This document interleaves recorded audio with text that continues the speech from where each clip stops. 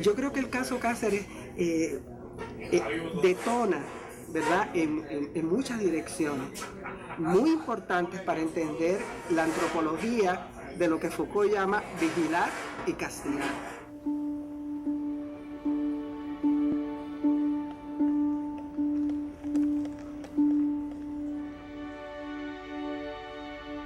Él sale de la casa hacia la actividad, yo salgo y a buscar al nene, y entonces encuentro al nene y le digo, mira, tu papá me dijo que te viniera a buscar para que te preparara y fueras a la actividad de la escolta del quinceañero, y el nene me dice, es la única vez en la vida, ¿verdad?, que no, ese es el único momento que mi hijo no acompañó a su papá en participar de una actividad.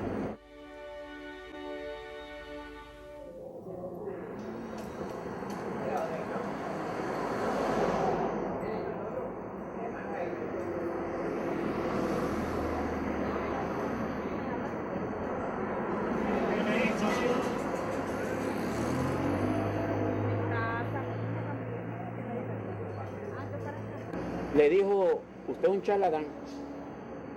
Tony con su bondad le dijo, oficial, yo, con todo el respeto, pero más charlatán es usted. Él andaba acompañado de dos compañeros, Zulma Díaz y Sustacho. Zulma Díaz le dijo que sí, se iba a amedrentar de él, de Tony. Ahí vino él en esos momentos, fue donde él y lo agredió. Después que Tony se desliga de él, que iba con las manos atrás, como si fuera pidiendo clemencia, Él lo alcanzó. Él alcanzó.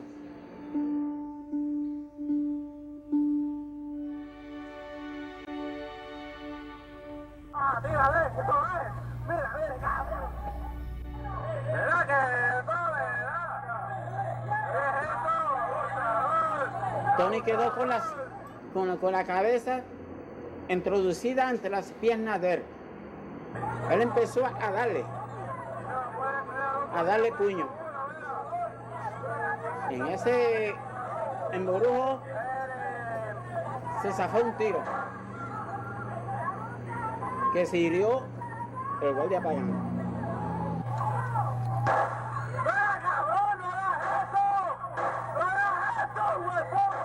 En ese momento yo estaba en casa de mi prima y fue ahí donde yo escuché esas detonaciones. Él después vino y se recostó de aquella pared que está allí. Le apuntó y como a los 3 o 4 segundos le disparó el golpe mortal. No le dieron ayuda ninguna. Ya Tony estaba inerte y aquí se acabó todo. Ya yo no sabía qué hacer porque ya yo estaba, la mente estaba en el aire. Pero siempre lo masacró boca abajo. Y lo más triste de mi vida fue cuando él le dijo, no me mates, que tengo mis hijos. Ese hombre no se apiadó de él. Me disparó. No sé cómo se puede vivir así. Jamás en la vida pensé que hubiera sido él.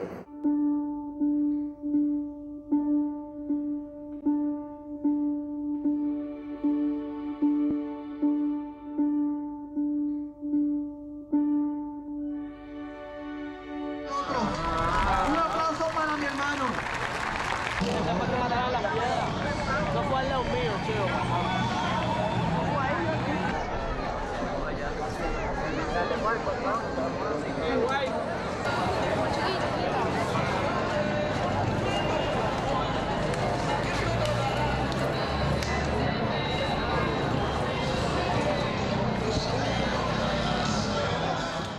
La policía, sin embargo, parece no ser el único organismo oficial que investiga esta muerte. Según ha sabido Noticentro 4, las autoridades federales, específicamente el FBI, ha iniciado una pesquisa para intentar confirmar si hubo violación a derechos civiles o si la muerte de este hombre y aquella de un joven de 21 años, hijo de un agente de esa región policial, no responden a la mera casualidad, sino a un patrón. Ciertamente lo que el pueblo vio en el caso de Miguel Cáceres nos ha afectado a todas y a todos, porque vimos una policía que se creía impune ante el juicio del pueblo, una policía corrupta, una policía que violentaba los derechos humanos y civiles de la ciudadanía.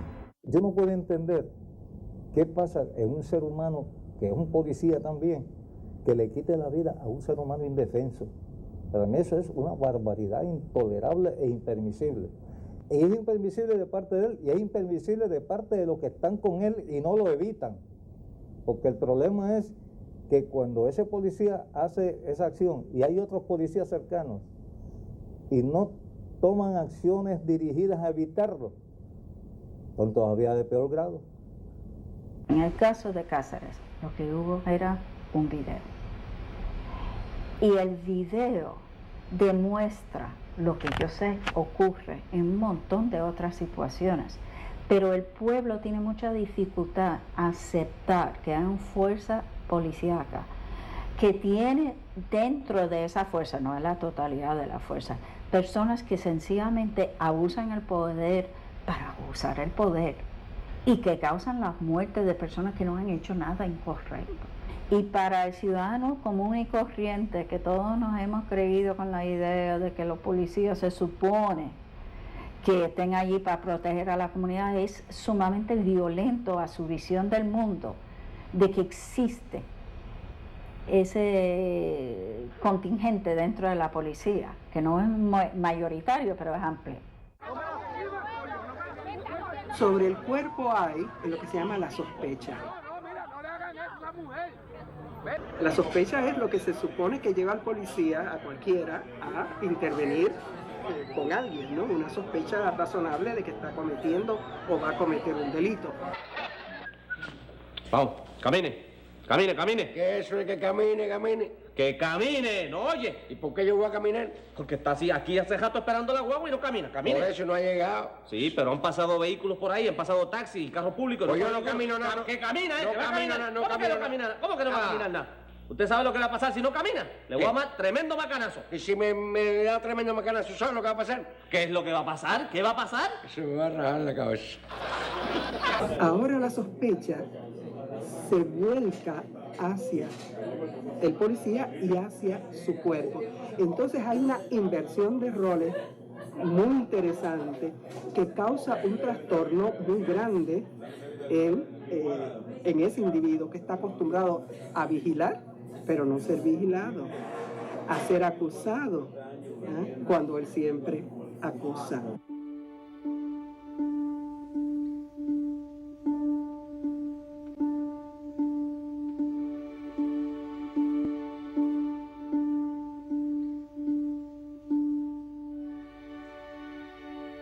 Imagen inicial se le añadió toda una serie de elementos dramáticos incluso, porque entonces se tomaron palabras de la gente que estuvo allí, etcétera, y entonces se fue creando una historia. Así que la imagen detona la creación de narrativas.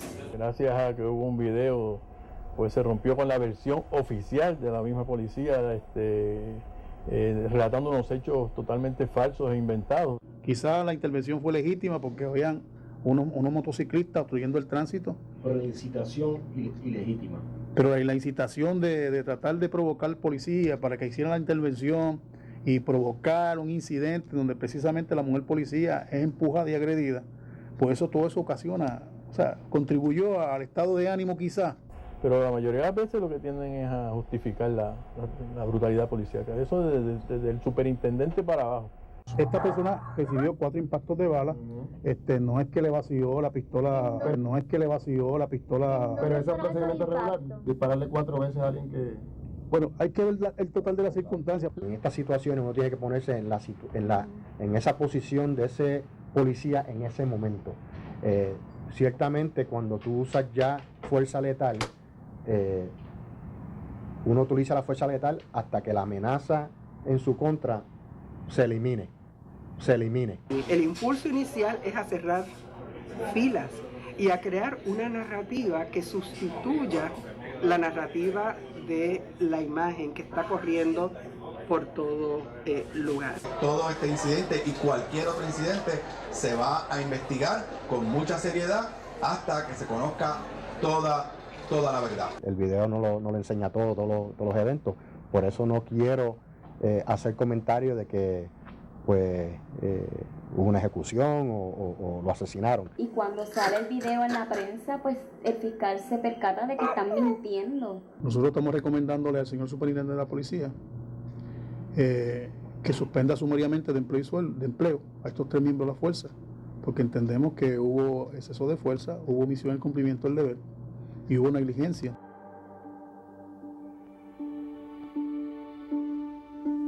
En el caso de Pagán sí estoy satisfecha, pero ahora mismo quedan 2 afuera que tienen culpa como Pagán, aunque no alaron gatillo, pero pudieron haber evitado esta muerte.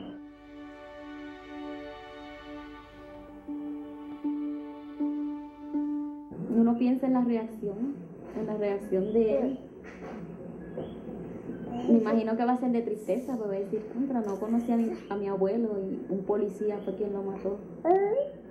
Es lo que pienso, sí. Agosto 11 de 2007 marca un momento histórico en la percepción del pueblo en cuanto al abuso policíaco, porque lo vieron con sus propios ojos. Uno a prima facie puede entender que aquí pasó algo que no es normal, que la acción del policía no está a tono, por lo menos con los parámetros del adiestramiento. Lo cierto es que hubo un resultado y el resultado, el pueblo pasó juicio sobre él, el tribunal pasó juicio sobre él y obviamente entendemos que no fue una acción normal de un oficial de policía. Fue una acción absolutamente anormal y contraria a adiestramiento. El nosotros poder capturar estas imágenes de brutalidad no necesariamente llevan a una mayor concienciación de lo que ha pasado y a un mejor entendimiento de lo que ha pasado allí. Allí lo que ha pasado, la gramática de lo que ha pasado allí es complicada, ¿sí? Y muchas veces la versión que tenemos al final de todo es una versión bastante simple de lo que allí ocurrió. Dicho todo esto, la inmensa mayoría de los policías en Puerto Rico son gente decente, trabajadora, que arriesgan su vida todos los días por defender a estos chicos y por defender al pueblo de Puerto Rico.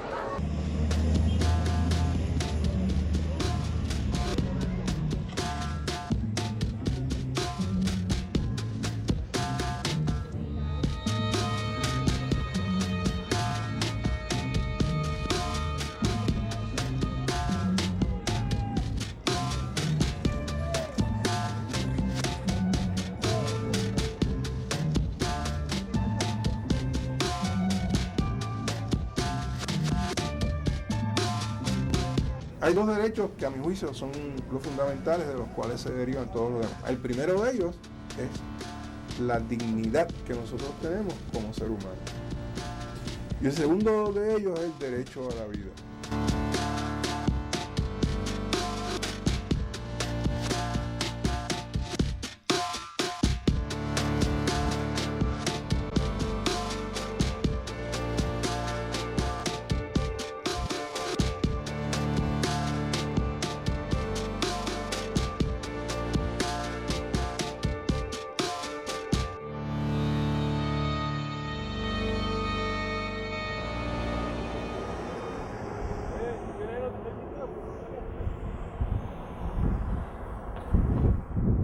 Están diciendo que sus comunidades, habiendo tanto abuso policíaco, que ya están de acuerdo de que hay que matar a un policía.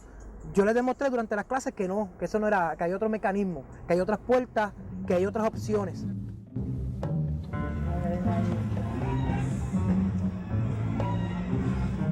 Los jóvenes decidieron hacer un mural de expresión, aunque no era en contra de la policía, sino de expresar su disgusto con la forma en que la policía estaba trabajando en esta comunidad.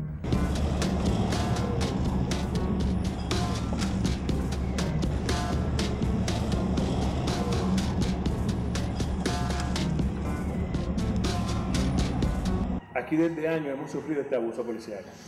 Tenemos un caso de alrededor del 95 de un joven que fue asesinado por la espalda. Un caso de otro joven dos tiros por la espalda de un policía donde lo alcanza uno en la cabeza. Yo no tenía armas, no tenía droga, no tenía nada. Y por eso recibí un disparo en la cabeza por aquí. Alrededor de un mes y medio consecutivo, la entrada de la policía a esta comunidad, agrediendo personas impedidas, personas mayores de edad, residentes en su casa donde se les tira gas lacrimógeno dentro de la casa mientras están jugando bingo. Lo jalaron por el suéter, él cayó de la bicicleta al piso. Fue cuando lo estaban agrediendo. Incluso perseguir a estos líderes que alzan su voz de protesta para llevar esto a la luz pública, para hacer estas denuncias. A mí me quitaron la ropa y también me golpearon.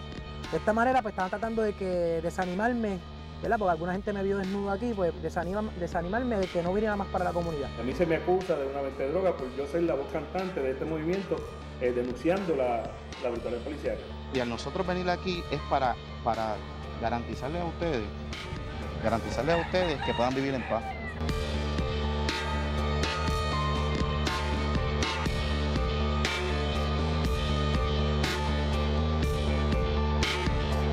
Hemos visto cómo la policía entra a Villa Cañona agrediendo a personas inocentes, insultando a todo el mundo, intimidando,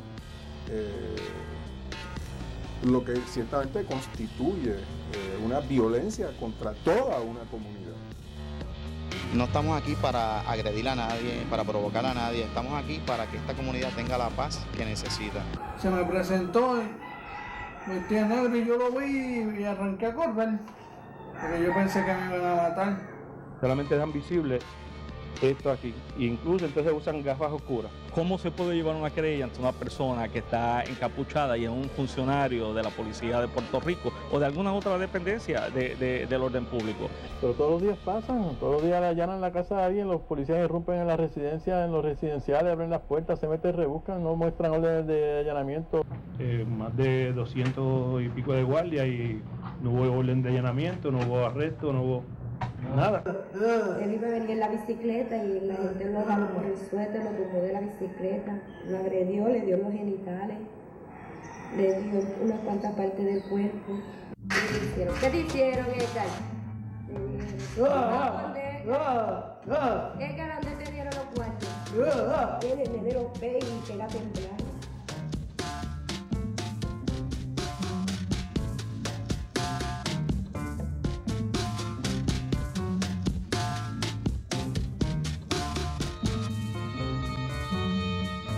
Ya él no tiene confianza.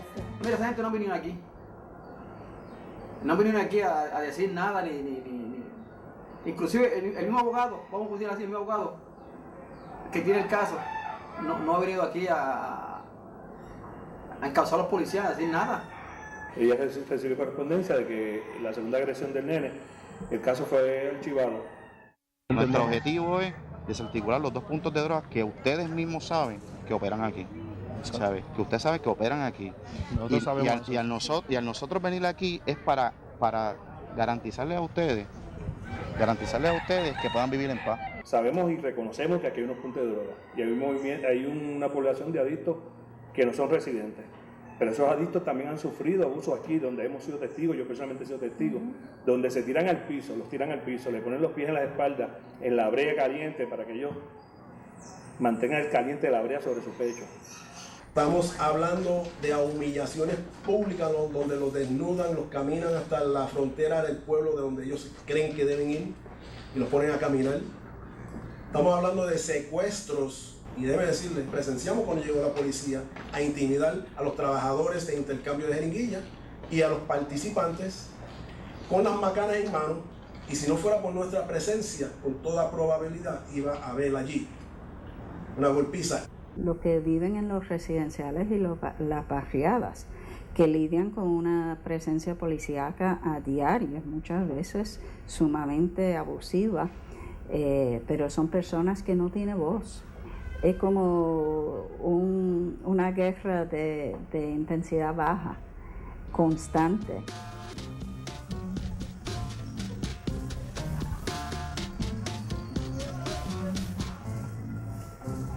Hay agresión verbal, negro sucio, cucaracha. Nosotros vamos a tener la presencia policíaca otra vez. Hay agresión a la dignidad del ser humano. Negro sucio, cucaracha, muerto de hambre.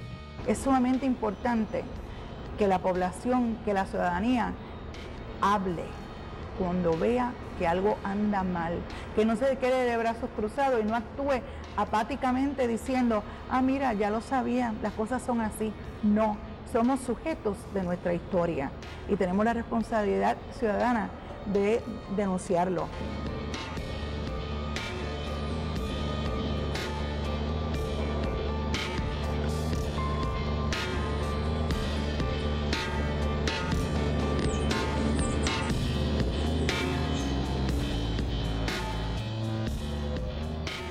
Entonces, dice la mujer policía, mira, roban bueno, mira para aquí. Mira todo lo que se roban, como tratando a nosotros como lo más bajo del mundo, si fuéramos pillos.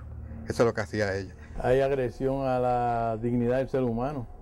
Hay fabricación de casos a la libertad, porque le fabrican casos a muchas personas. Vino el guardia y se acorrió y lo puso sobre la cama donde yo estoy sentado. Entonces yo lo miré, me quedé sentado. Toda la muchacha está con el rifle apuntándome hacia el pecho. Y me dijo, usted me tiene incomodado. Y yo, si estoy incomodado y quiere darme, le dije yo.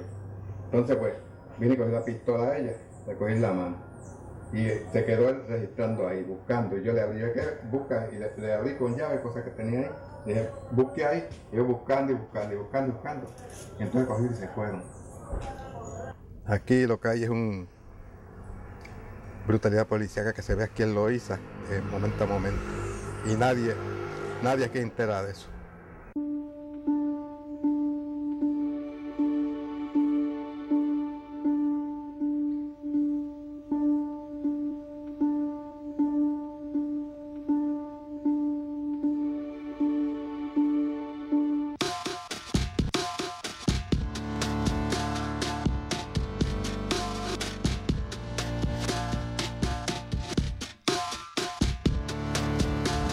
Los casos que llaman mucho la atención es cuando hay una situación y el policía utiliza una fuerza totalmente innecesaria para controlar la situación.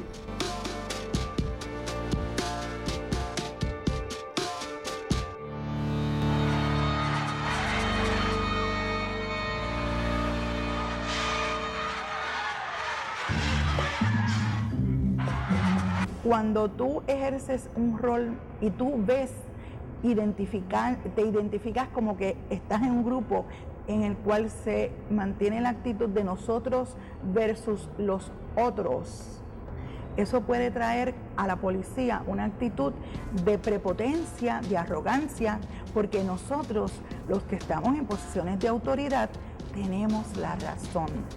Los cuerpos policíacos son hermandades, son cofradías. De hecho, en la historia española, a la Inquisición se le llamaba la Santa Hermandad.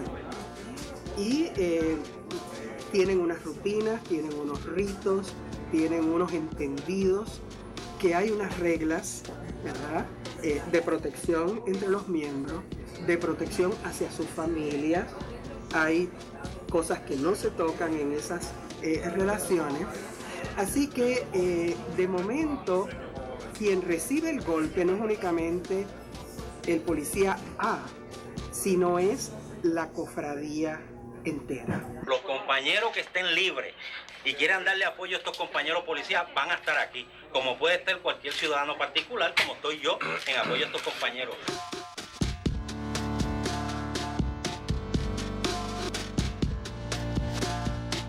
La policía es un cuerpo cuasi militar, ¿no? Ellos tienen un código de que son una familia y debe ser así naturalmente porque tienen que protegerse. Ellos cumplen una función social importante y no todos los policías actúan de forma ilegal y maliciosa, ¿verdad? Policía de Puerto Rico, la número 6, ¿quién me la lee? ¿Quién? Negro, dime. Situación de peligro inminente.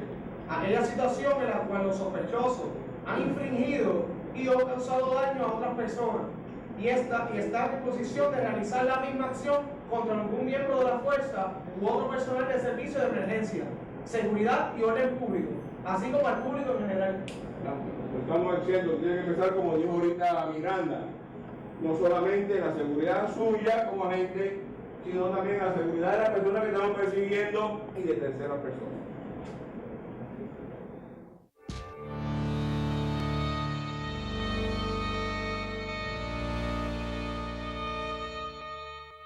La policía iba a las escuelas, la policía iba a los centros comunitarios. Eso se debe retomar para que se escuche a la ciudadanía, identifiquen los problemas que hay en esa comunidad y tomen cartas en el asunto y que la policía vuelva a tener el prestigio que una vez tuvo en las comunidades. Eso es sumamente importante.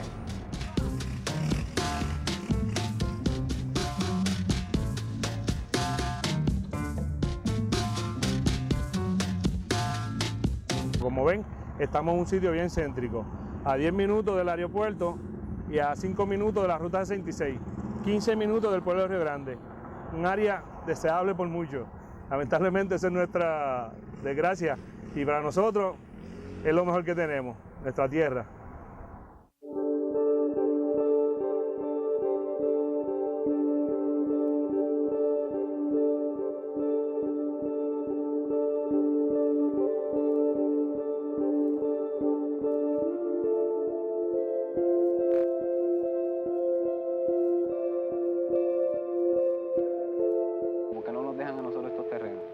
Que en una ocasión los habían emparcelado, en otra ocasión se había radicado hasta un proyecto para convertir esto en un vertedero. Mira, esto aquí estaba lleno de pasto, ahora esto es una comunidad, nosotros nos hemos sacrificado bastante aquí en esto, trabajando día y noche, talando, haciendo carreteras, sembrando. Estamos produciendo la tierra, no la estamos desperdiciando. Entraron a la comunidad de Villa Sin Miedo cuando aún consistía en un rescate de tierra, alrededor de 800 familias completas. No habían pasado 8 horas de haberse cortado los primeros alambres de esta comunidad cuando toda la fuerza policíaca, todo el instrumental represivo estaba en la cercanía de la comunidad. De ahí surge entonces la primera reunión en la comunidad, que fue ese mismo día a las 7 de la noche. Vemos la necesidad de organizarnos, de unir nuestras fuerzas, porque el monstruo represivo que se acercaba no era decente realmente.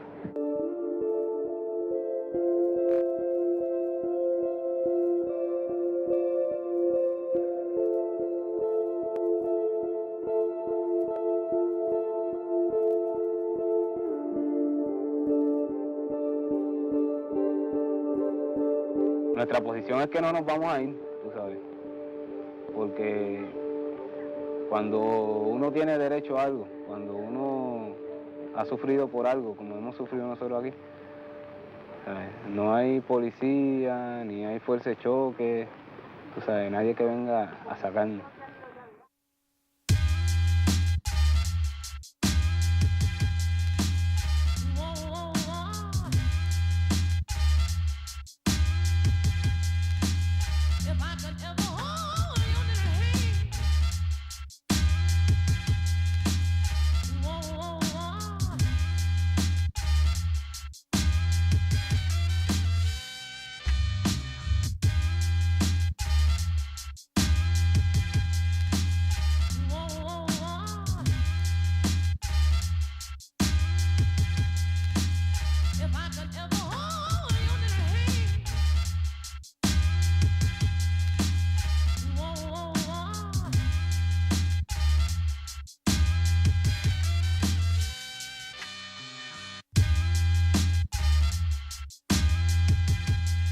Sí, pues ya tú ves que nos quieren destruir nuestros hogares y nos han sacado aquí como asesinos de aquí.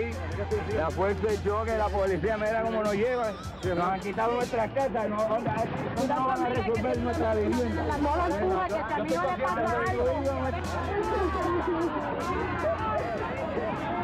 ¿Qué ocurrió en Villa Sin Miedo? Pues básicamente lo mismo, que la policía se excedió.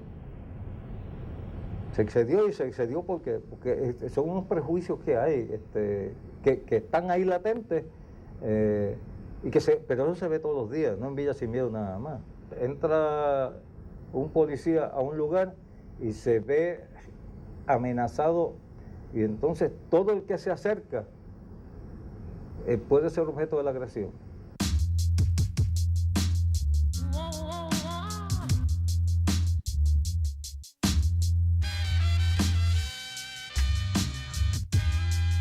Los rescates de terreno, esto no habrá quien lo pare, porque esta es la única forma real en la cual la gente pobre tiene la oportunidad de resolver su problema de vivienda.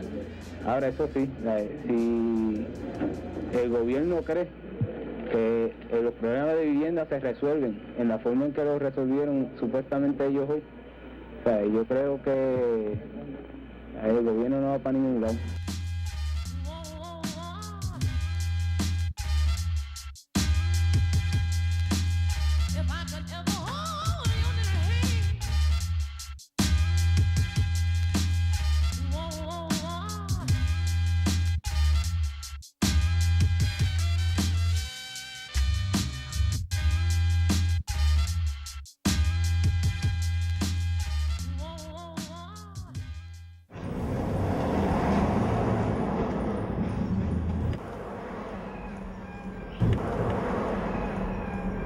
Adolfina Villanueva, la heroína del pueblo puertorriqueño, es el espíritu que mueve esta comunidad. A ella se le rinde el tributo y el homenaje que le corresponde como una madre puertorriqueña que ha defendido su hogar y su familia y que derramó su sangre por liberarla.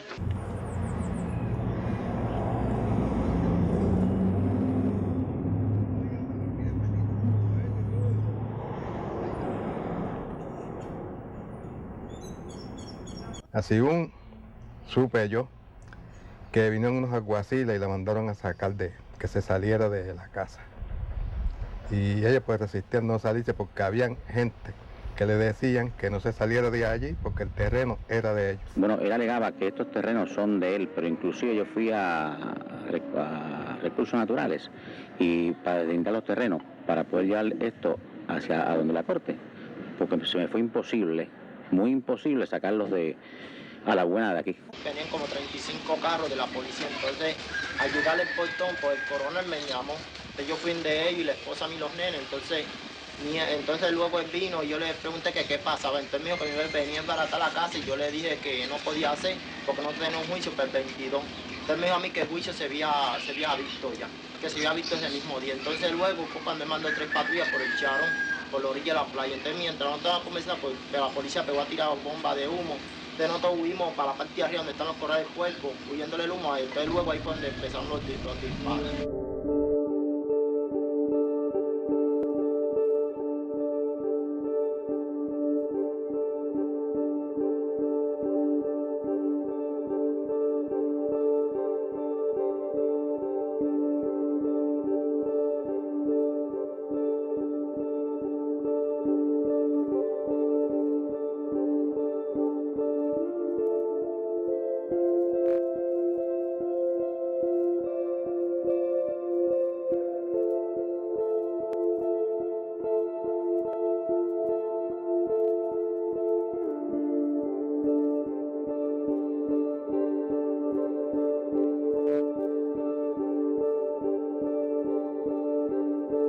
Los policías se fueron por la playa y empezaron a tirar.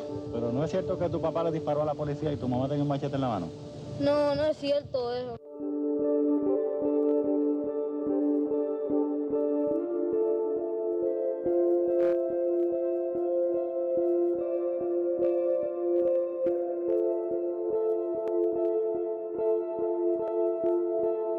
Claro que eso es brutalidad policíaca.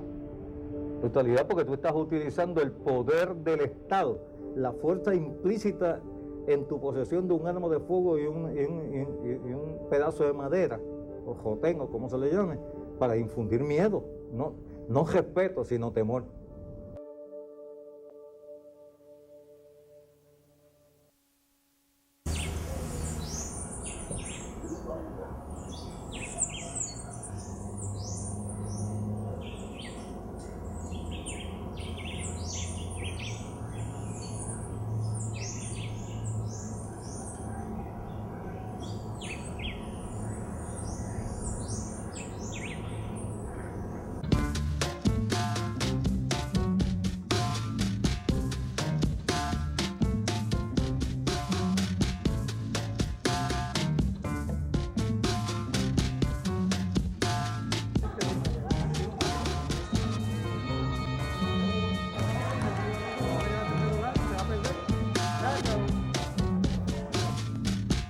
No tenemos duda de que la brutalidad policíaca se da contra toda una comunidad por el solo hecho de ser pobre.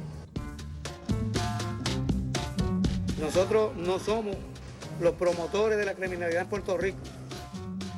Es una conducta que es institucionalizada, en el cual se parte de políticas gubernamentales, políticas como la mano dura, como castigo seguro, en el cual se acusa a las comunidades pobres de ser el eje de la violencia del país. Observa en la calle, en cada esquina, la policía con los guardias nacionales invadiendo residenciales, los ricos, en fondo, ni los tocan, ni de recuerdo que repasa a las drogas, tus derechos, al final de la zona, Maduro contra el crimen, fachada constitucional, Maduro contra el crimen, bajo estado policial, Maduro contra el crimen, fachada constitucional, Maduro contra el crimen, ¿a quién la aprovechará?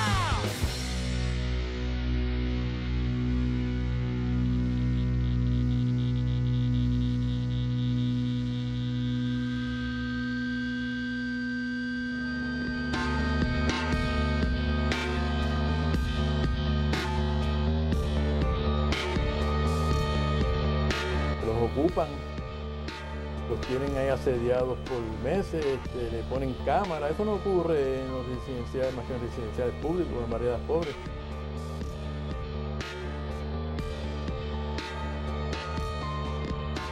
Le ponen cámara.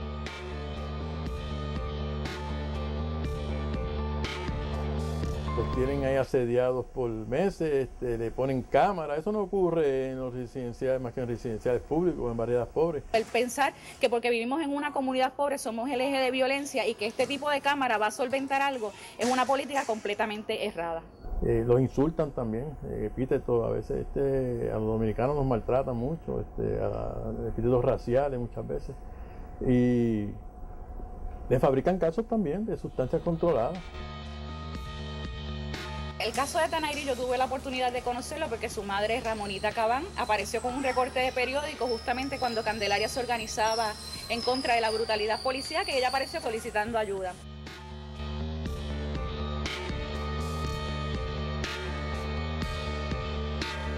Tanayri es una joven añasqueña que en aquel entonces tenía 18 años, era estudiante de justicia criminal en la Universidad Interamericana en San Germán.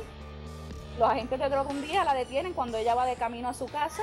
Ellos querían que ella dijera unas cosas en contra de este chico y como ella se negó, le dijeron que le iban a fabricar un caso. Al ella no hacer ningún tipo de declaración en contra de él, pues efectivamente le fabricaron un caso como que estaba vendiendo droga cerca de una escuela en el pueblo de San Germán y la apresan.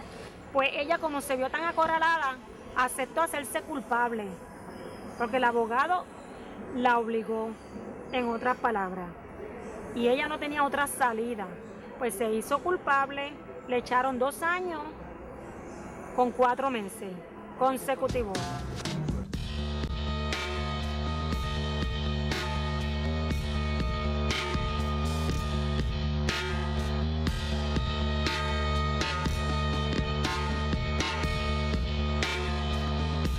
Agentes federales irrumpieron en la División de Drogas y Vicios de Mayagüez horas antes de que dicha agencia diligenciara varias órdenes de arrestos a presuntos líderes del narcotráfico. Cuando salió lo de los 20 policías corruptos de aquí de Mayagüez, me informaron, los policías que arrestaron a su hija están involucrados en esos 20 agentes. Yo, no puede ser. Por lo menos veo un rayito de luz en el camino. Esos arrestos eran producto de una evidencia fabricada. Por los golpes que le dieron, por decirlo así, en su corazón, esas heridas, las cicatrices van a quedar ahí para toda la vida. ¿Y dónde quedo yo como ciudadano cuando se me atropella?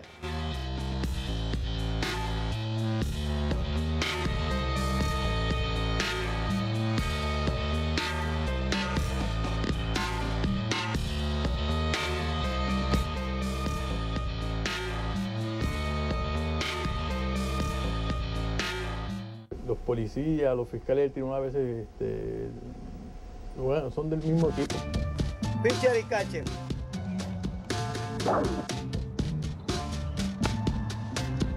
Son del mismo equipo.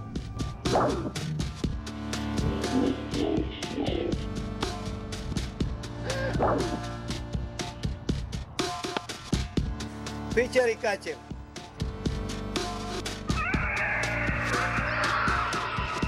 Aquí hemos tenido casos donde hemos observado órdenes de allanamiento con prácticamente las mismas, exactamente, literalmente las mismas observaciones. Lo único que cambia es la dirección de la persona y el nombre. ¿Cómo un juez se le entrega este tipo de órdenes para que las firme indiscriminadamente sin darse cuenta de que estamos hablando de exactamente las mismas anotaciones del mismo policía a la misma hora, en distinto lugar, y el juez no se percata de este tipo de cosas? Los fiscales, a la vez que tienen un acusado, se empeñan en sacarlo culpable independientemente de sea inocente o no. A ellos no les importa este tipo de cosas y estamos hablando de la vida de seres humanos.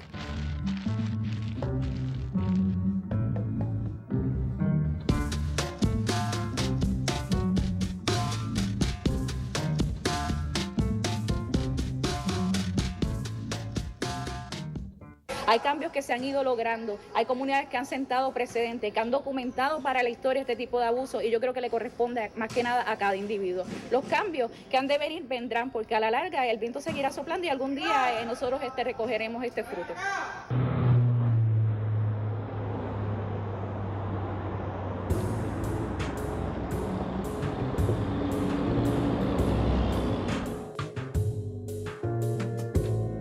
Había mucho más disciplina que ahora. En términos de instrucción escolar era mínima.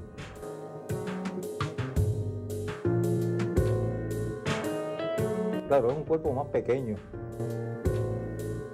La policía de aquella época era el amigo a la gente, o sea, se ganaba la confianza del público y la gente los respaldaba muchísimo.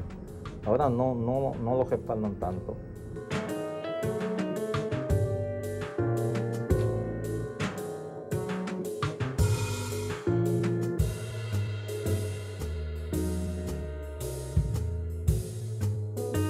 Porque ha habido casos de brutalidad policíaca cuando ha intervenido, por ejemplo, en el ámbito político, con grupos denominados subversivos. Yo nunca entendí qué es eso de subversivo.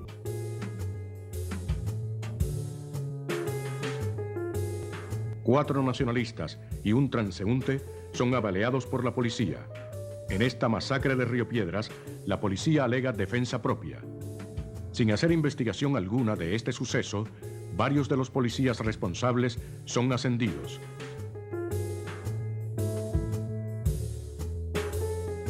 Caso de brutalidad policíaca cuando mataron a Beauchamp y al otro muchacho de Río Piedras, acusados de haber matado al coronel Hicks.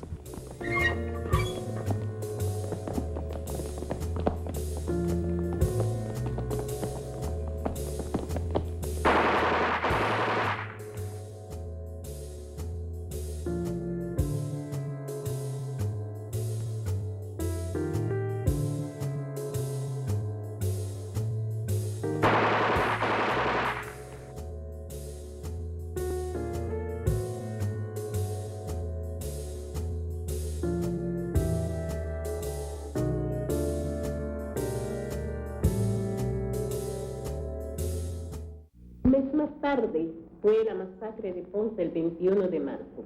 El gobernador Planton Winship fue el que organizó esa matanza. El caso más notorio en Puerto Rico es la masacre de Ponce, que ahí hubo un caso de super brutalidad policíaca.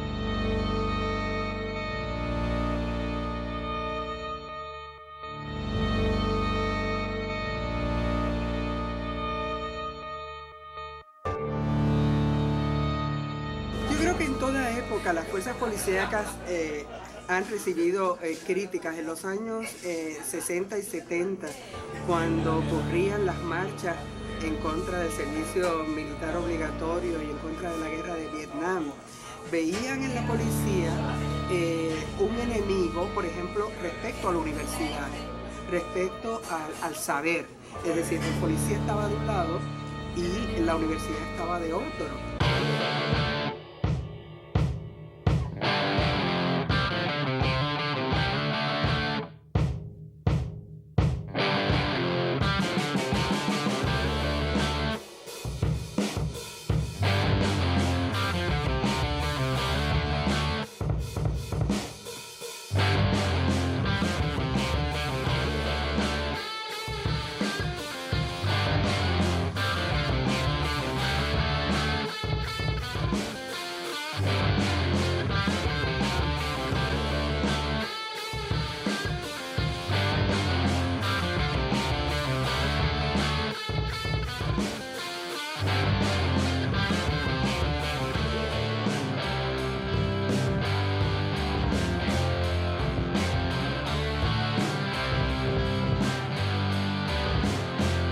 E igualmente la universidad sentía que sus grandes enemigos podían ser los policías encubiertos, incluso los policías de la universidad que choteaban, que estaban tomando notas y que sabemos, ¿verdad?, por todo el episodio terrible de las carpetas, que así ocurría. Así que allá era una percepción quizás más política de lo que estaba haciendo la policía.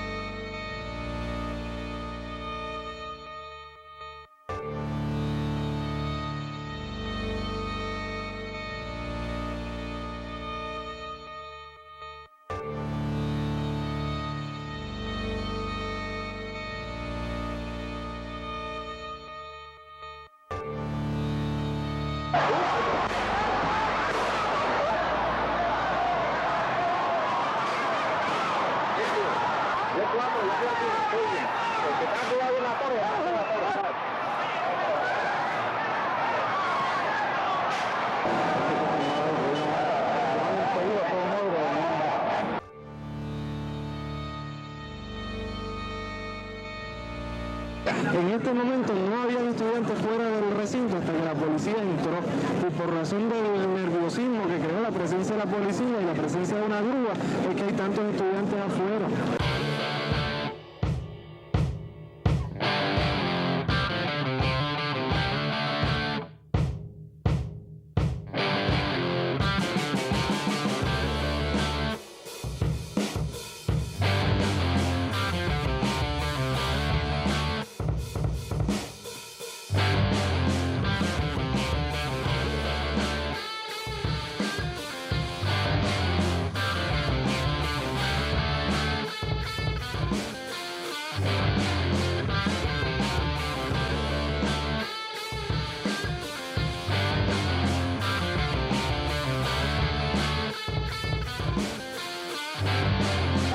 Mientras avanzaron los efectivos en uniformes, iban arrastrando a su paso a todo aquel que no vistiera de azul.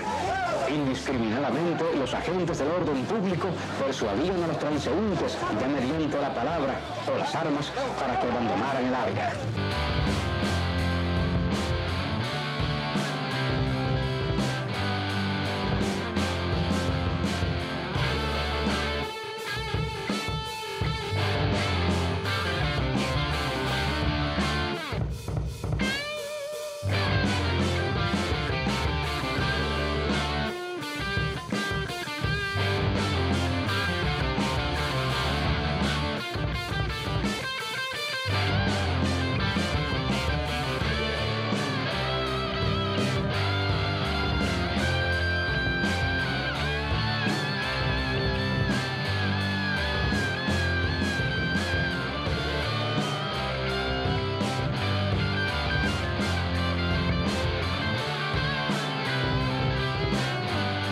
La brutalidad policíaca básicamente se asocia con agresiones de policías a personas en estado de indefensión. Y yo creo que eso siempre ha existido, el problema siempre ha existido, es un problema viejísimo en Puerto Rico.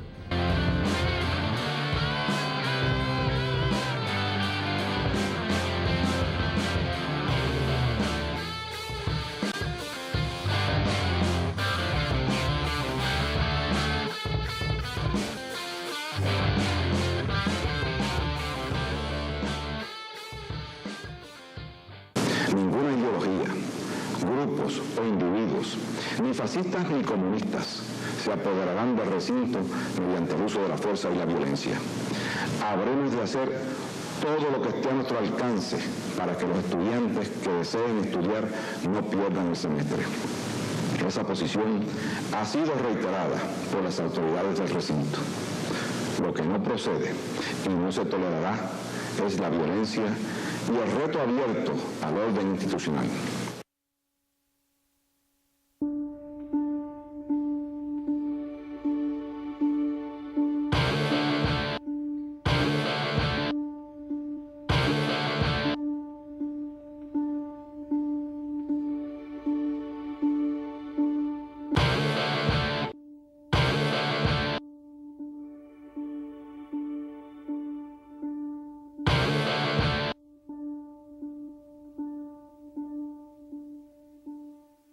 Hubo unos blancos que eran muchachos independentistas que fueron llevados a su muerte, como todo el mundo sabe, en un cerro allá por Villalba, y los policías de la división de inteligencia, que ya no existe, llevaron a estos dos jóvenes al cerro, básicamente una emboscada de la policía, y los mataron.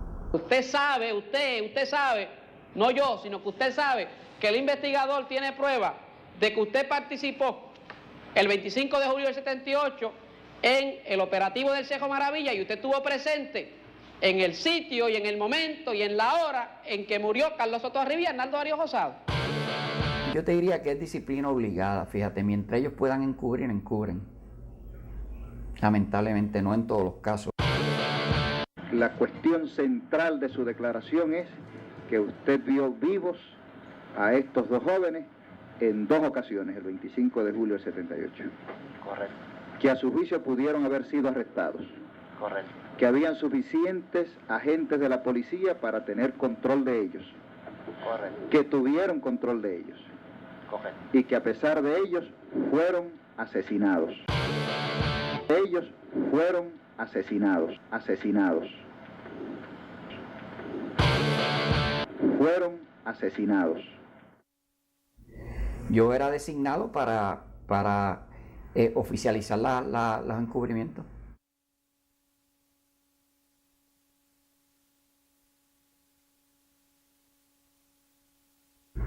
Yo estaba designado por memorándum del coronel Héctor M. Lugo para cualquier acto que hubiera donde un policía tuviera que utilizar arma de fuego en carácter mortal o grave, no hablara con nadie hasta que yo llegara al sitio y yo le dijera que era lo que tenía que decir.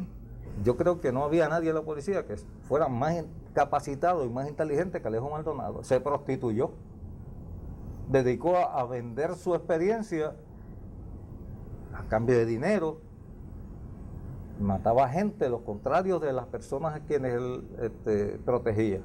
Yo veía la evidencia que había presente, y después que yo veía la evidencia que había presente, que yo veía todo, yo sabía qué habían dicho los testigos, y yo veía el informe médico o el protocolo de autopsia. Hasta que yo no veía eso, yo no hablaba. Cuando yo veía todo, entonces ya yo aquí arriba sabía qué se podía decir, que encajara perfectamente y que estuviera prueba de que nadie lo fuera a coger. La ironía de Alejo es que Alejo fue reclutado en una época que estaban tratando de profesionalizar la policía, entrando o reclutando a personas de mayor inteligencia, mayor logros escolares, etcétera, y eso se convirtieron en esta ganga de policía corrupto. Los problemas de corrupción policíaca son eternos y cubren todo el universo del law enforcement. En el FBI hay corrupción policíaca, en la DEA hay corrupción policíaca, en todos los cuerpos investigativos hay corrupción policíaca. El FBI estamos diligenciando una orden de allanamiento.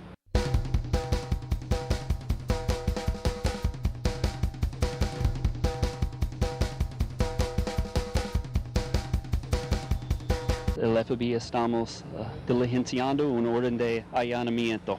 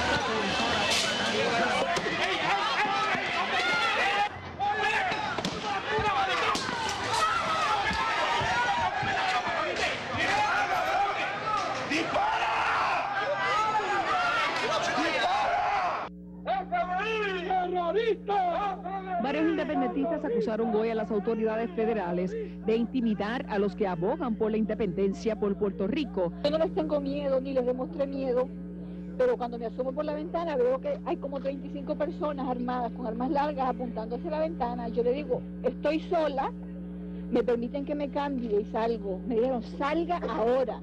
Lo que sí tengo que condenar enérgicamente es el abuso que se ha cometido en el día de hoy.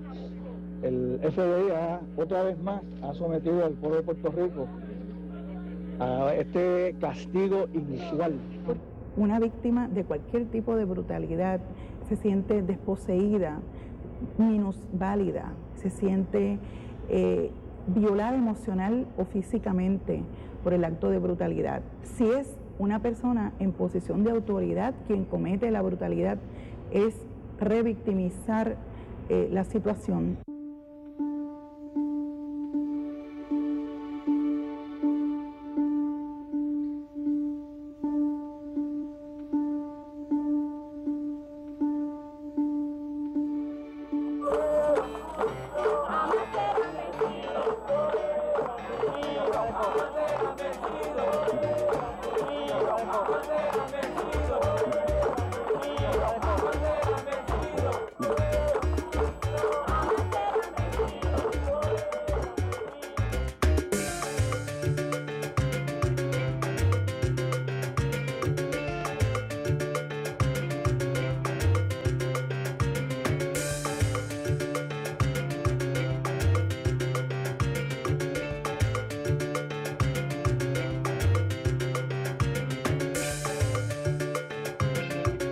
En nuestro sistema de derecho existe el derecho a la libre expresión. Claro, ese derecho no es un derecho absoluto, ¿no? Mientras se esté ejercitando adecuadamente ese derecho a la libertad de expresión, la policía no puede intervenir.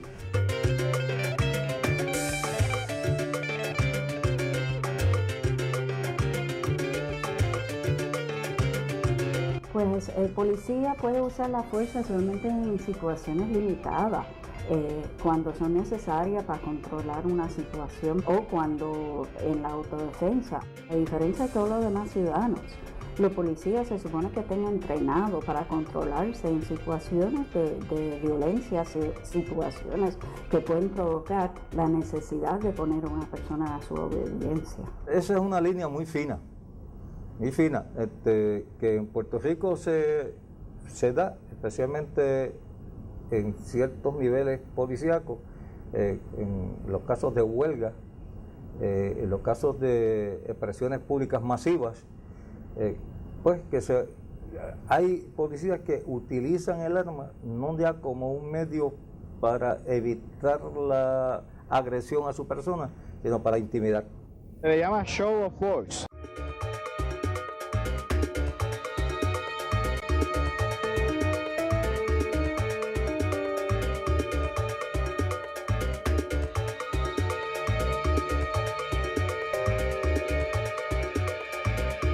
Se le llama Show of Force.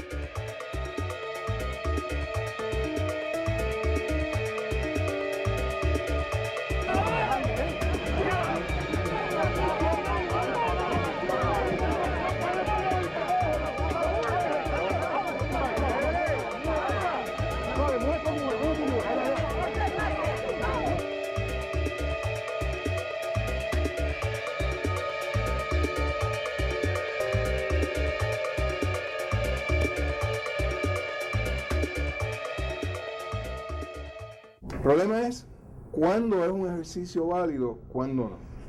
No hay duda que el piquete es un ejercicio válido del derecho a la libre expresión.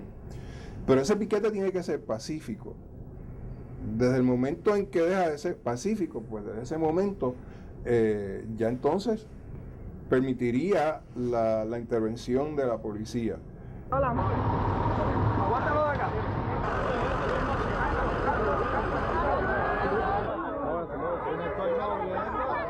El piquete propiamente no podría entorpecer el libre flujo de vehículos o de tránsito. Y ahí nosotros hemos visto que, porque ya en Puerto Rico hemos experimentado situaciones donde manifestaciones han paralizado el área metropolitana completa, manifestaciones de vehículos, etc. Hemos visto cómo se ha dialogado, ha habido intervención de varios sectores con personas manifestantes para lograr armonizar los derechos de los manifestantes con los derechos de la ciudadanía. Ya está para ti, ya está para ti. Ahí.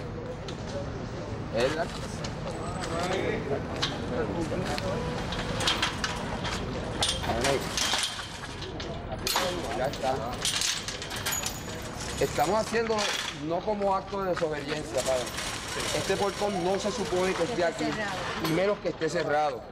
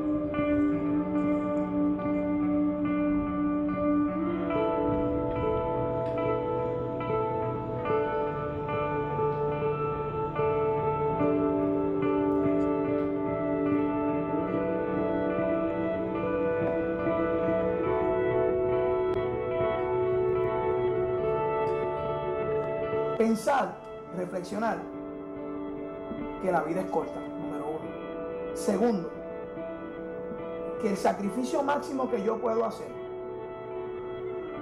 por alguien por el cual nunca he conocido es dar la vida. Y ese es el trabajo del policía, que en muchas ocasiones va a dar la vida por alguien que no conoce.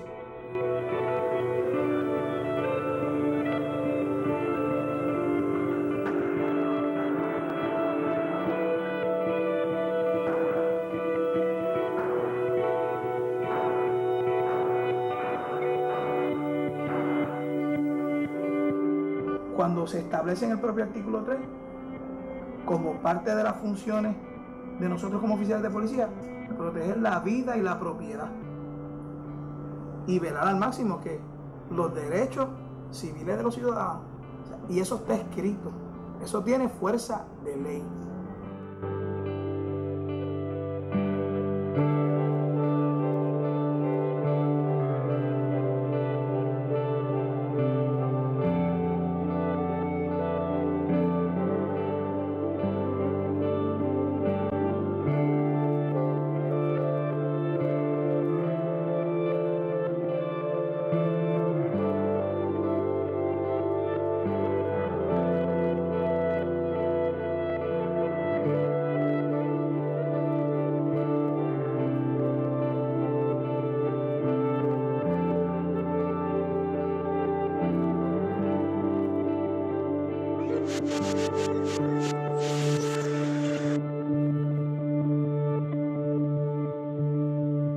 En situaciones como esta, pasa una película por tu cara, pasa una película por tu mente. Y esa película se traduce en seres humanos, esa película se traduce en tu familia, esa película se traduce en lo que la sociedad pudiera decir o juzgar de mi acción versus el escenario que yo estoy enfrentándome.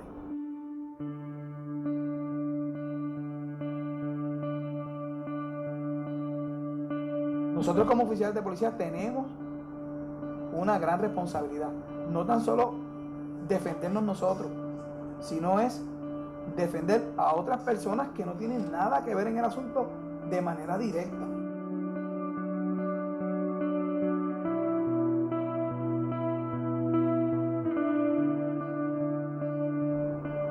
Todos esos elementos están bien presentes en la mente de un policía.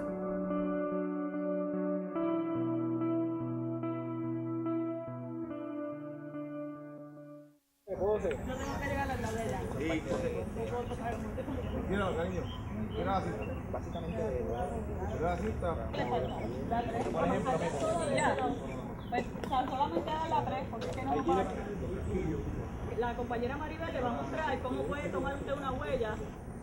El Colegio de Justicia Criminal de Puerto Rico es una institución especializada en la formación de agentes del orden público y de otras agencias de seguridad del Estado Libre Asociado de Puerto Rico. Entiendo que un buen policía lo primero que debe tener es honestidad y integridad.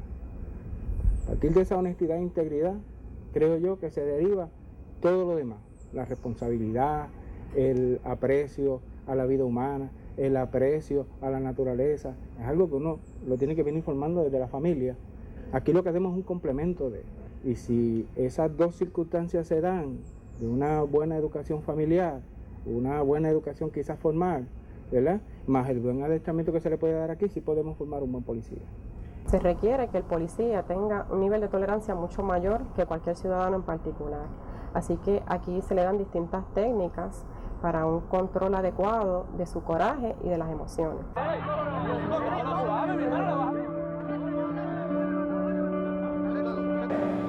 Usted no puede bajar la mano de comando hacia el frente todo el tiempo. Usted lo identificó, caballero, tenga la bondad, levante las manos, quítese esa orden y lánzala debajo de usted. Abra los dedos. Nosotros simplemente recibimos al estudiante una vez ya ha sido contratado por la Policía de Puerto Rico y comenzamos entonces con el procedimiento del adiestramiento. Eso deberá cambiar, deberá haber algún mecanismo en virtud del cual se le dé mucho más participación al colegio, si es que se quiere que el colegio llegue a ser una verdadera universidad de policía. Tiene que existir una relación coordinada, continua, entre el superintendente y el colegio, pero las normas deben ser aquellas que en mejor forma respondan a la necesidad de la comunidad y no a la necesidad personal del superintendente.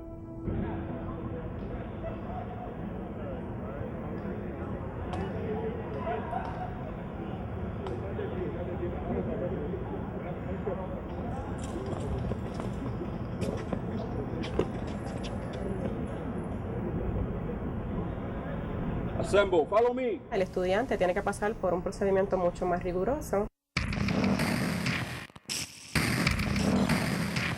Pasar por una prueba de aptitud física.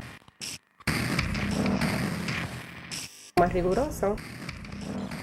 Más riguroso. En adición a eso, va a pasar por unas pruebas que van a ser tomadas por unos psicólogos mucho más exigentes.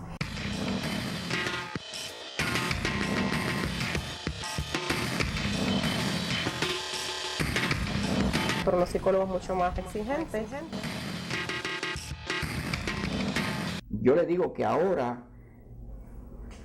la probabilidad de que haya un delincuente que entre a la policía es mayor que antes.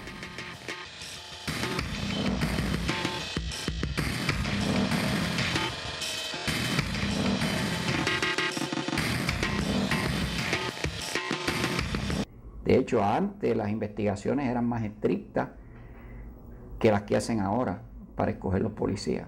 Yo he examinado cientos de expedientes de reclutamiento y siempre los testigos dicen un buen muchacho, etcétera, etcétera. Entonces nunca hay una investigación seria. Yo he visto pruebas psicológicas donde el psicólogo ha dicho esta persona es una bomba de tiempo.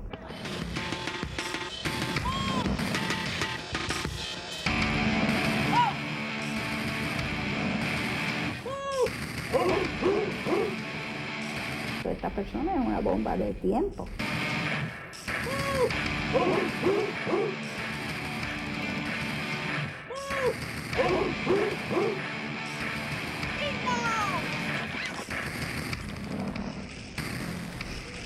Y no le hacen caso a esas investigaciones, aun cuando hacen la prueba seria. Yo recuerdo un caso de un compañero de nosotros que cuando se paraba al lado de uno, si uno miraba para el lado, era bajito, era lo menos que podía tener en estatura. Y uno miraba para el lado de él estaba parado en la punta del pie, al lado de uno, se paraba en la punta del pie. Y cuando nosotros terminamos el curso de armas de fuego, y ahí nos dieron las armas de fuego, yo nunca lo vi más pararse en la punta del pie.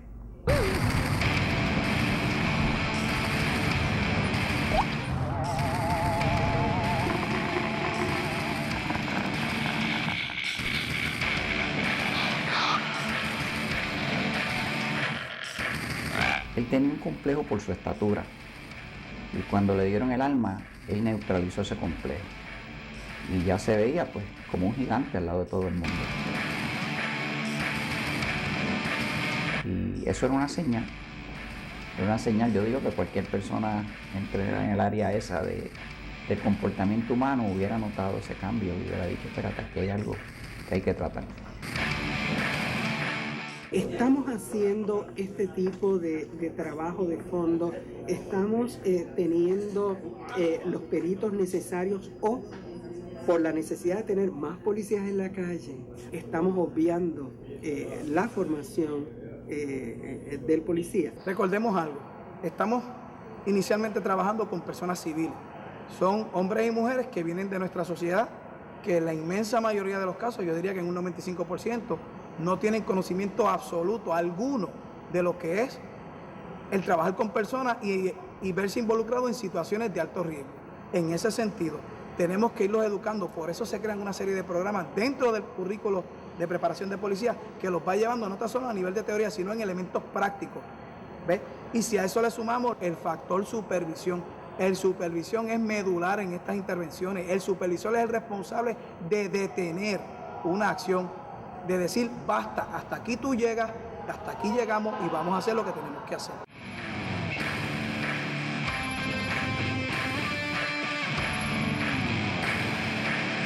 El supervisión es medular en estas intervenciones.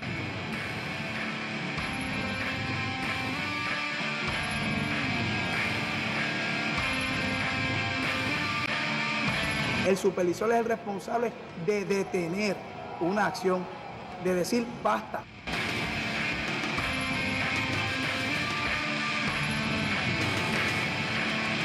En múltiples ocasiones en la policía han existido una carencia de supervisores y por esa razón quizás no se tenga ese elemento que controle en el momento de la situación dada, ¿no? La falta de ese elemento de supervisión obviamente va a incidir en una consecuencia y probablemente no sea la consecuencia esperada, ni por nosotros ni por el ciudadano ordinario.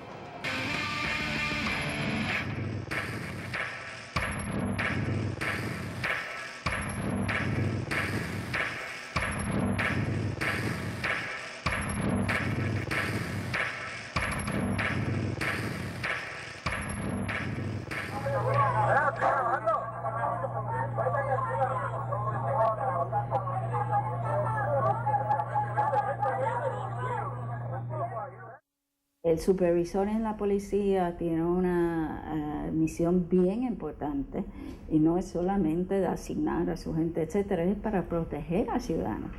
Y es protegerlo no solamente de los criminales, es protegerlo de los mismos policías.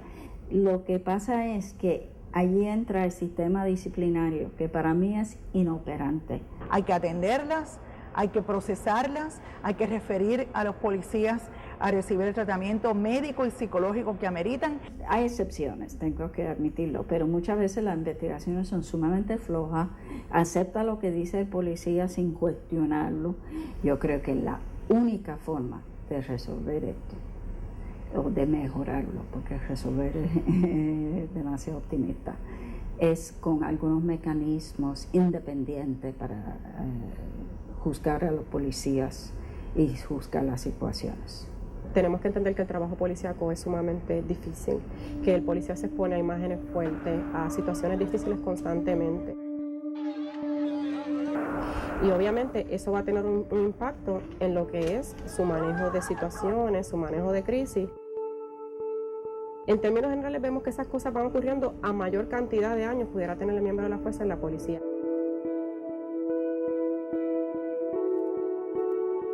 Es muy probable que una persona que esté recién graduada pueda manejarlo mejor porque el impacto y el daño que ha tenido a nivel emocional por lo que ve y por lo que trabaja debe ser menor.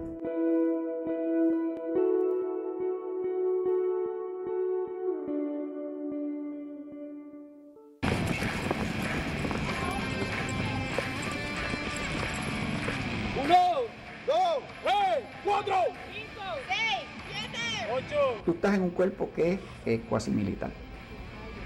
Y a los militares se entrenan para la guerra. El policía se entrena para la guerra. La guerra en la calle. Ciudadano, una las piernas. Colóquese de rodillas. Tú le das entrenamiento de dar golpe, incapacitar a una persona. Tú le das entrenamiento en cómo manejar un rotén, que es una macana que da duro, y tumbar a una persona. Tú le das entrenamiento cómo repeler el ataque. Tú le das entrenamiento y le pones en la psique de ese individuo, ataca, defiende, ataca, y lo entrenas para eso. Hay que reentrenar y hay que dar una vigilancia psicológica continua. Porque muchos de ellos son muy buenas personas, pero cuando empiezan a ver con tantos problemas en la policía, se les pierden su condición de policía, se convierten en otra cosa, en seres grotescos, y se les puede ayudar. Hemos estado aunando esfuerzos por readiestrar a los miembros de la fuerza en este tipo de trabajo, en lo que son las técnicas y mecánicas del arresto, las intervenciones de persona a persona. Cómo tú entrenas a un guerrero a ser guerrero y a mantenerse como guerrero y que se comporte como un caballero en la calle. Por eso es bien importante que los policías tengan, después de las situaciones de violencia a los cuales se enfrentan, las situaciones de estrés, oportunidades de desahogo que se conocen en psicología como debriefing, para que entonces ellos puedan aprender la actitud de la otra persona y no solamente mantenerse dentro del rol de policía.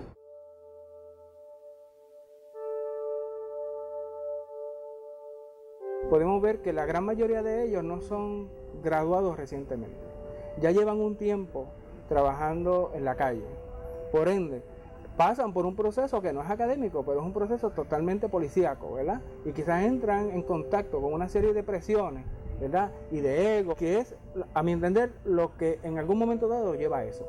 Pero no creo que sea fundamentalmente el adiestramiento. Una de las causas que provoca eso es frustración. O sea, la frustración en el agente provoca corrupción. ¿Qué tipo de corrupción? Un tipo de corrupción que todavía existe. El adiestramiento de la Policía de Puerto Rico hoy en el año 2009 no es el mismo adiestramiento que tomamos hace 30 años atrás. Obviamente hay unos elementos educativos, académicos que se han reforzado, principalmente la parte emocional. ¿Sabe? El colegio está haciendo su parte. No necesariamente llevarlos a la línea a disparar un arma de fuego. Es crearle a ellos ese sentido empático de que vas a disparar cuando las circunstancias, en términos legales, así te lo permitan. Y ese juicio lo haces tú. Solamente tú. ¿Dudas o preguntas? Jóvenes, hacemos un aplauso.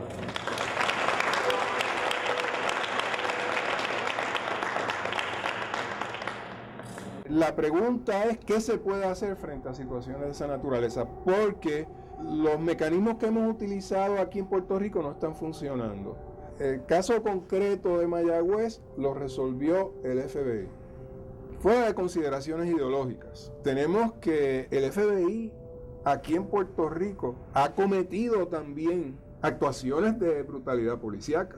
Y me refiero específicamente al caso de Diego 444. Entonces, ¿qué nos queda? A largo plazo, pues, es una reestructuración total de la policía, pero hay unas medidas que se puede tomar ahora. Uno es la de investigación de la cuestión de los anabólicos. Otro es las pruebas psicológicas sin requerir un referido de un supervisor, porque el supervisor muchas veces tapa al policía.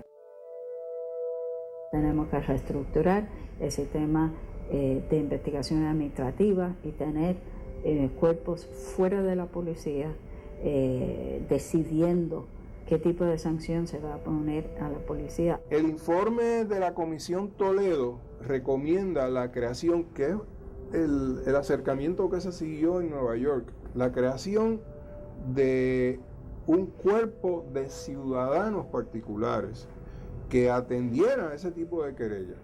Nosotros aquí en la comisión, nosotros podríamos asumir esa responsabilidad, pero eso requiere asignación de recursos. Yo digo que la corrupción policíaca, no a nivel de la policía de Puerto Rico, a nivel de todos los cuerpos policíacos, es igual que la prostitución, es eterna. Va a existir toda la vida y existirá siempre. No se va a acabar. Se puede controlar, se puede limitar y se puede manejar mejor, pero siempre va a existir. Porque son seres humanos. Hay seres humanos envueltos y mientras haya seres humanos de policía, va a haber corrupción policíaca.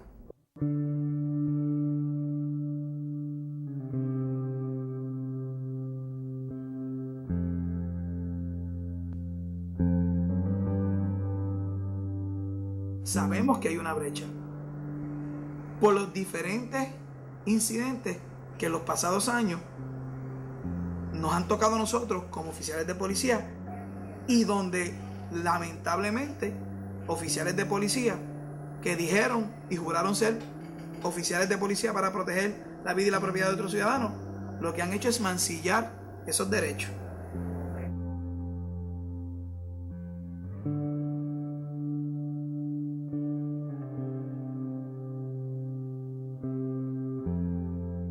Y yo sé que la Policía de Puerto Rico está haciendo un esfuerzo extraordinario por cerrar esa brecha. Es difícil porque nos miden a todos por igual. Y la realidad es que donde quiera que uno se para, pues uno lo que escucha es tal vez un comentario negativo de la policía, que por ese incidente lamentable que ocurrió existen miles de incidentes que quedan en el anonimato, que no necesariamente son recogidos por la prensa, que no se señalan y que son el verdadero día a día del miembro de la fuerza. Es voluntad del colegio el poder expandirse y traer y darle el mejor readiestramiento a esos policías que están en la calle, que sabemos que están bajo una presión constante y que quizás dándole unos adiestramientos quizás pueda evitar que esas cosas ocurran. La policía lo que necesita es no solamente un jefe, necesita un líder, uno que sea capaz de motivar a la fuerza con su ejemplo y que sea capaz de motivar a la fuerza con sus acciones continuas.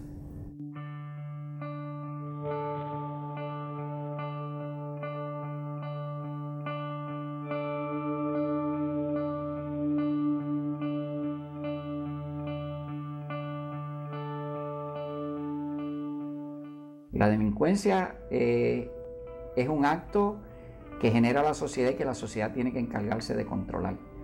Con educación, con más utilización de los recursos que tiene la sociedad, con lo que sean, pero lo tienen que controlar y todo el mundo le echa la culpa a la policía. Que sigan aumentando los muertos, pero ¿y qué tú has hecho? Para lograr que ese ciudadano coopere con la policía, tenemos que recuperar el camino perdido, el tiempo perdido. ¿Y cómo comenzamos? Estrechando nuevamente ese buenos días, ese saludo, ese hola, ¿cómo está usted? ¿Le puedo servir en algo? O sea, ese policía que te habla, lo vio de niño. La pregunta es, ¿está el gobierno dispuesto a asignar los recursos para resolver ese problema? o aminorarlo a mínimos aceptables, que a mí eso de mínimos aceptables no me satisface, pero esa es la pregunta, ¿no? En el fondo de todo hay un problema de la violencia como gramática social general. No estamos hablando únicamente de la policía, estamos hablando de los lenguajes de los políticos, los lenguajes del vecino con la vecina, los lenguajes de la gente que va en la avenida, los lenguajes incluso escolares.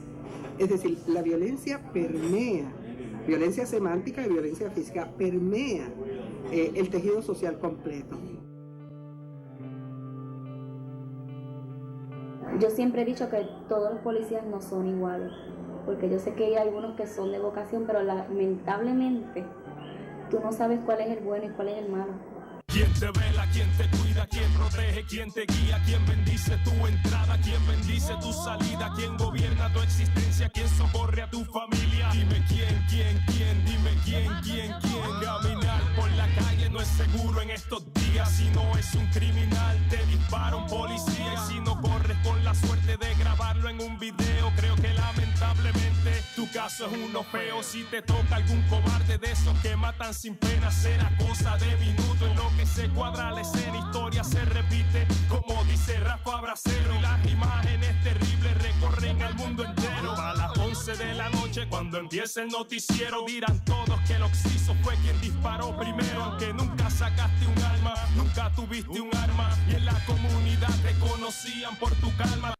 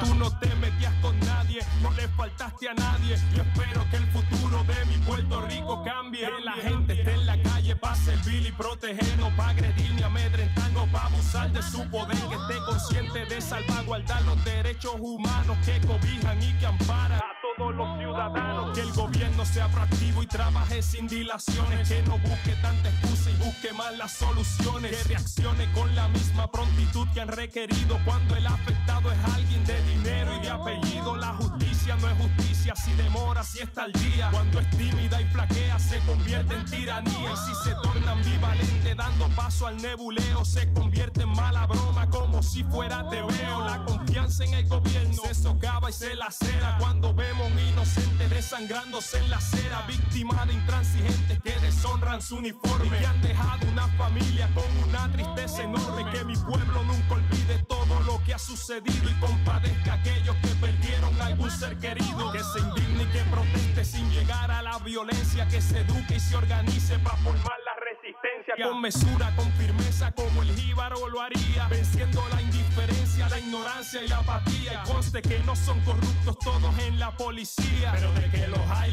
malo con la cobardía. Quien te vela, quien te cuida, quien protege, quien te guía, quien bendice tu entrada, quien bendice tu salida, quien gobierna tu existencia, quien socorre a tu familia. Dime quién, dime quién. Si lo es andino, a mi gente de Villa Cañona, Humacao, Mayagüez, Santurce, Puerto Rico. Dime quién.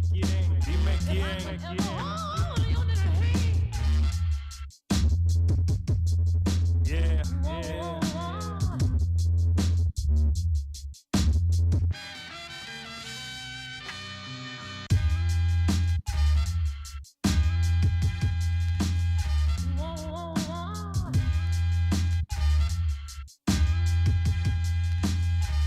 could ever hope.